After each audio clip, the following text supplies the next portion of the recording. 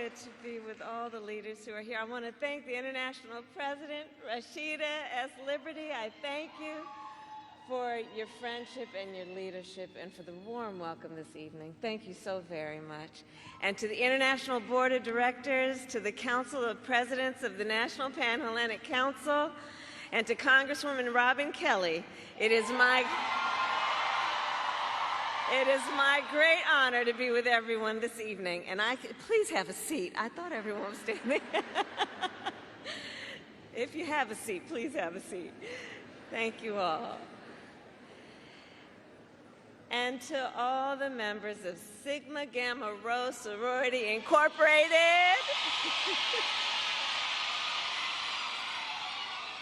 It is so good to be with you this evening, and I say that as a proud member of the Divine Nine.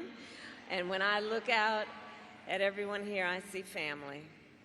And you know, we share a vision for the future of our nation. Ours is a vision of a future in which we realize the promise of America. And aren't so many of us empirical evidence of the promise of America? A promise of freedom, opportunity, and justice, not for some, but for all. Since 1922, the members of Sigma Gamma Rho Sorority Incorporated have helped realize that promise. Generation after generation, the members of this sorority have shown that greater service brings greater progress. I know. In the 1920s and 30s, you created college scholarships for young black women. In the 1960s and 70s, you launched a nationwide program to help folks get a job. In the 1990s, you formed a partnership with St. Jude to fight childhood cancer. And in 2020, you continued your leadership when, during the height of a pandemic, you helped elect Joe Biden President of the United States, and me as the first woman Vice President of the United States. And for all of those reasons, I'm here to thank you for your long-standing service to our nation and to declare in this moment that our nation needs your leadership once again. In this moment, we face a choice between two very different visions for our nation. One focused on the future, the other focused on the past. And we in this room are fighting for the future. A future with affordable health care, affordable child care, and paid leave. And we fight for a future with equal pay for women, because we know when we lift up the economic status of women, we lift up the economic status of children, of families, and all of society benefits. We here work for a future where every person has the opportunity not just to get by, but to get ahead, to build a business, to own a home, and to build intergenerational wealth. We here see a future where we bring down the cost of living for hardworking Americans, which is why we are fighting to ban more of those hidden fees and surprise late charges that banks and other companies use to pad their profits, to take on corporate landlords and cap rent increases, and take on big pharma and cap the cost of prescription drugs for all Americans. All of this to say, we are working to build up, not tear down, and to build up America's families and America's middle class. Because we know when our middle class is strong, America is strong. But as we work to move our nation forward, let us be clear, there are those who are trying to take us backward. You may have seen their agenda, They call it Project 2025. Right. And it is a 900-page agenda of extremism. Project 2025 would raise taxes on middle-class families and cut taxes for billionaires, eliminate the Department of Education, and end programs like Head Start, which of course would take away preschool from hundreds of thousands of our children. All of this to build on what Donald Trump did in his first term. When he was president, he gave tax breaks to billionaires and big corporations. He tried to cut Social Security and Medicare every single year.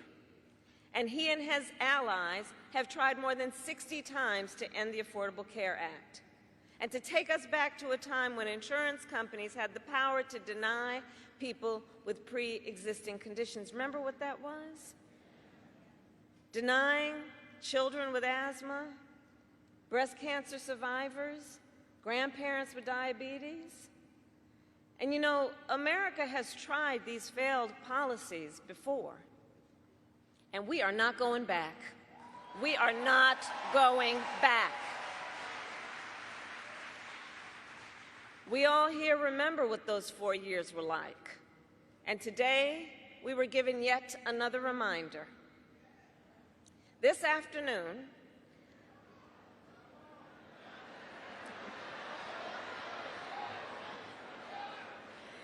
Donald Trump spoke at the annual meeting of the National Association of Black Journalists. And it was the same old show. The divisiveness and the disrespect. And let me just say, the American people deserve better. The American people deserve better.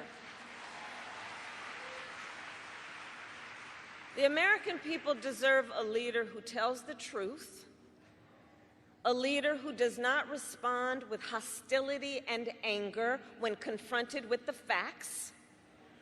We deserve a leader who understands that our differences do not divide us.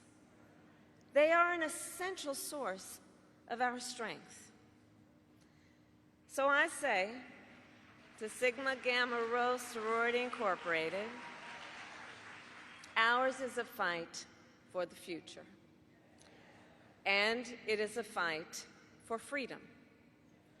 Across our nation, we are witnessing a full-on attack on hard-fought, hard-won fundamental freedoms and rights. The freedom to vote, the freedom to be safe from gun violence, the freedom to live without fear of bigotry and hate, the freedom to love who you love openly and with pride, the freedom to learn and acknowledge America's true and full history, and the freedom of a woman to make decisions about her own body and not have her government tell her what to do. A fight for our most fundamental freedoms. And to this room of leaders, I say, bring it on. Bring it on, those who would dare to attack these fundamental freedoms. Because we here, we love our country. We love our country. And I believe it is the highest form of patriotism to fight for the ideals of our country. So we, who believe in the sacred freedom to vote, will finally pass the John Lewis Voting Rights Act and the Freedom to Vote Act. We, who believe that every person should be free from gun violence, will finally pass universal background checks, red flag laws, and an assault weapons ban.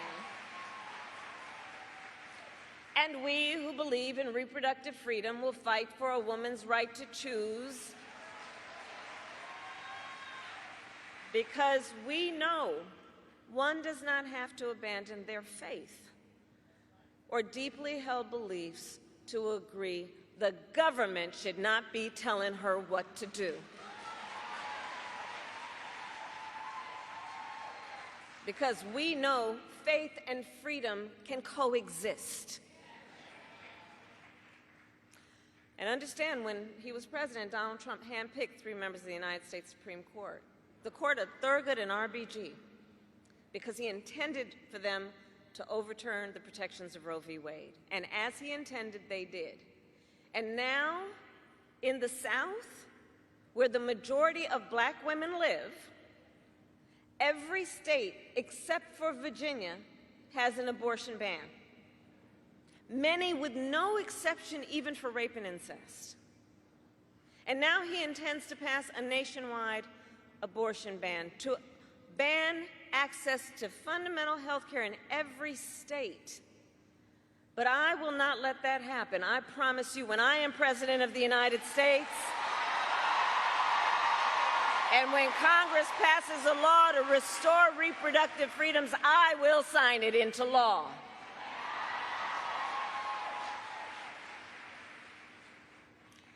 So in this, you're welcome.